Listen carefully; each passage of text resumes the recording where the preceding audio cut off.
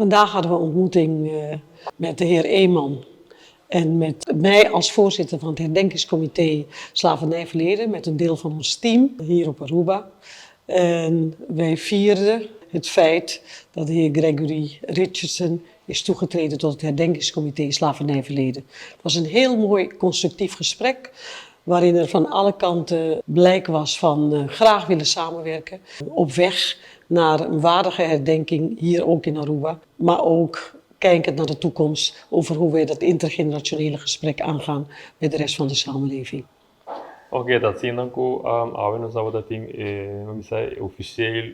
mamisa bekendmaking para lo qual ta mi participação como mamisa lid official dinge comité slavernijherdenking. Mi mesta representa Aruba dinge saki, anto para mim tá honor para mim por hasi essa aqui sowieso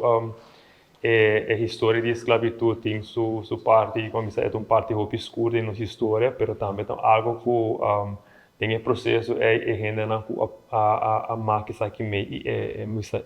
é descendente não riba nos isla também a sade de ganhar força a criar a produzir com um hopi impactante hopi bonita. Então tem que me que é hopi importante para nós por assim mais investigação riba aqui do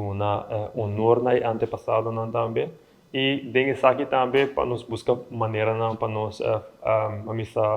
fortalecer nos vínculos não com outro, sinha de outro, assim investigação com outro e também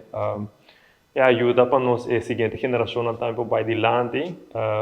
É uma história, missão parte obscura em nossa história, pero dengue sei também então é importante para nós trabalhar junto, vai adiante para a seguinte geração também para ganhar força e por estar orgulhoso também de no passado.